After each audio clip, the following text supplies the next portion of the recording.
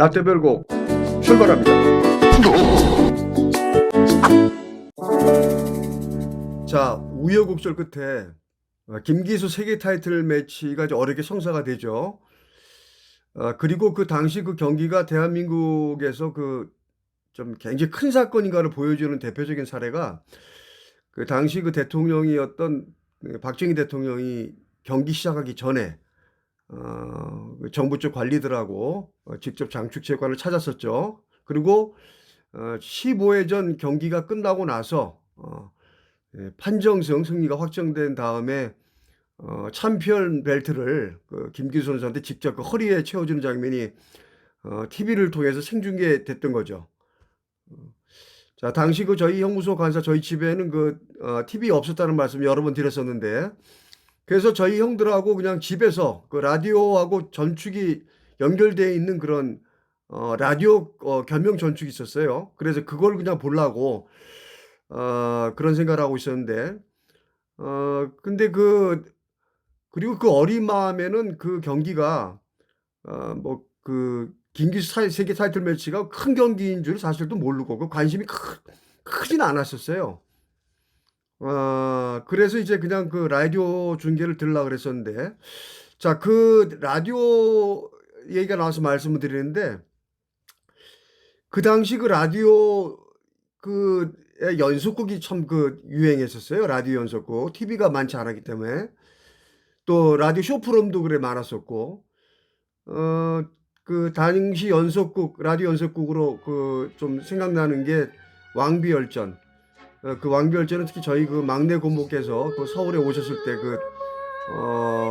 저녁 때 밤에 했었나요? 그걸 꼭 꼬박꼬박 그 매일 들으시면서 그 얘기로 그 화제를 많이 일으켰던 그런 저 연속극이 그랬었는데, 그리고 전설 따라 삼천리라는 프로도 있었어요. 나이 지긋하신 그 성우분이 나오셔서 이렇게 그 뭐라 그러나요? 그 연습극에 대해서 설명해주고 하는 그런 내용들도 굉장히 그 당시 인기가 있었고, 또 60년대라서 그런지 광복 20년이라는 주로 해방 전후의 역사적 그 배경을 다룬 그런 그 연속극, 이승만 뭐 김구 선생님 같은 분이 이렇게 주로 이렇게 출연해가지고 그 나오는 그런 그 프로그램이었는데 당시 꽤 인기가 있었던 프로그램이었습니다. 자, 그래서 라디오를 들으려고 거기 또 텔레비 그 구경 가려면 또 옆집 어디네 또 가서 뭐 얘기도 해야 되고 그런 것이 좀 번거롭죠. 자, 그런 생각을 하고 있었는데 1시간 전쯤인가요? 복싱 중계 1시간 전쯤인가 저희 부친께서 저한테 김기수 권투 경기 텔레비전 구경 가자고 그러셔가지고 제가 따라간 곳이 그 당시 서대문 형무소 옆에 자리 잡고 있었던 형무관 학교였습니다. 이제 참고로 이제 서대문 형무소가 그 서울교도소로 1961년도에 개칭이 됐어요. 그리고 나중에 좀 지나서 물론 서울구치소로 바뀌었지만, 그러나 이제 그 당시에는 개칭된 지가 얼마 안 되고 그래가지고 주로 서대문 형무소로 많이 불려오고 있었죠.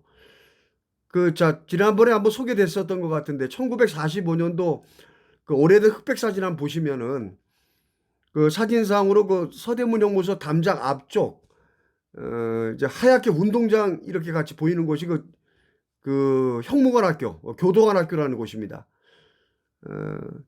경찰이 되기 위해서는 그 경찰 학교를 나와야 되는 같이 형무관, 그러니까 지금 교도관이죠. 그분들도 마찬가지겠죠. 그래서 그 교도관 학교를 이제 수료를 해야 되는데, 자, 그 사진상에 그 기역자 형태로 된 곳이 교도관 학교 일반 건물이고, 저 왼쪽에 좀 높아 보이는 곳, 거기가 무도관이라는 곳인데, 매년 이곳 무도관에서는 전국 교도관 무도대회. 그래서 그 종목이 유도하고 검도가 열렸었어요. 유도와 검도. 그래서 전국 교도소에서 근무하는 그 교도관 중에 유도나 검도를 잘하시는 분들, 이런 분들의 실력을 겨루는 장소이기도 했습니다. 저는 개인적으로는 그 동네 친구들하고 그 경기가 열릴 때가 가을 때인가 그랬었는데 거기를 여러 번 구경 간 일이 있었어요. 일제 강점기 경성 감옥에서 출발한 곳이라서 그런지 일본이 종주국인 그 유도 검도가 주종목인 것이 그 눈에 띄는 점이죠. 뭐 정확히는 모르겠습니다만 요즘은 그 태권도가 그 종목으로 추가된 거로 제가 알고 있습니다.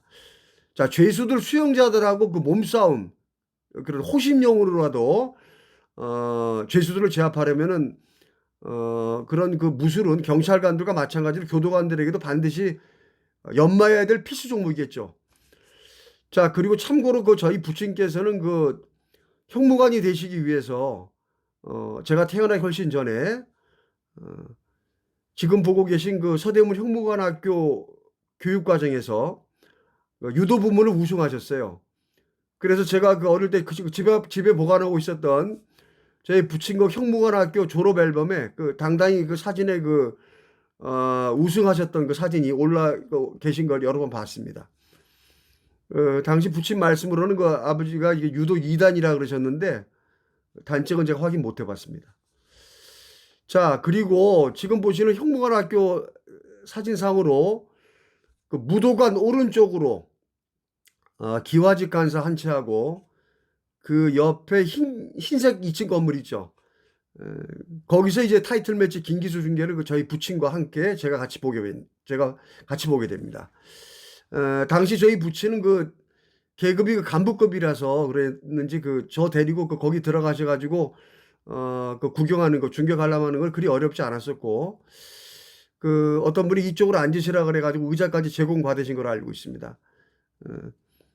자그마한 TV에 사무실 한방 가득히 그 형무관학교 그 직원들이 모여서 불을 그 끈 상태에서 마치 여럿이 그 텔레비전 한 대 갖다 놓고 어두컴컴한 데서 마치 영화 보는 그런 장면 같은 느낌이었던 기억이 생생합니다.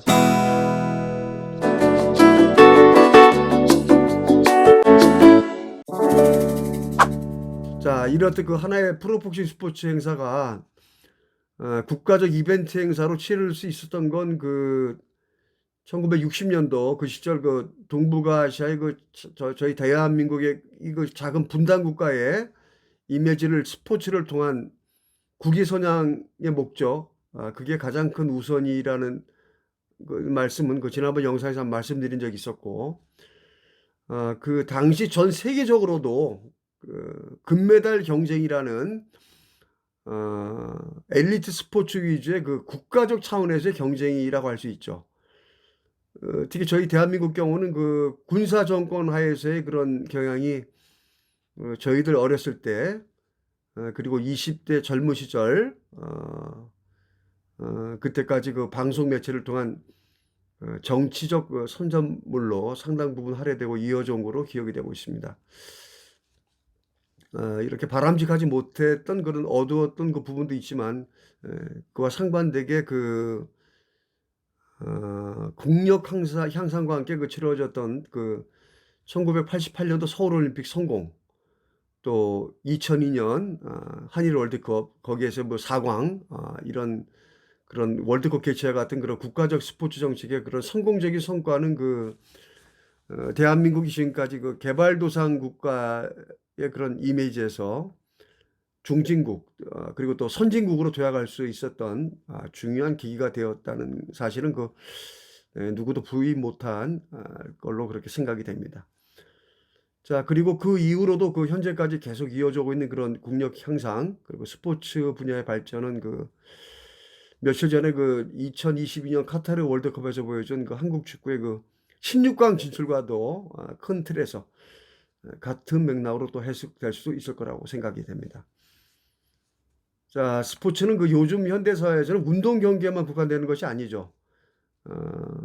이 또 경제적인 측면과 같은 부분에서도 엄청난 파급 효과가 있기 때문에 단순한 운동 경기, 체육 활동이라는 차원을 넘어서 스포츠는 그 세계 지구촌 모든 사람들에게 커다란 그 문화적 공간이라는 차원과 함께 그 다 같이 참여하고 또 관람하고 직접 즐겨야 되는 평생 체육, 생활 체육이라는 그 삶의 필수적 요소로 부각되고 있습니다.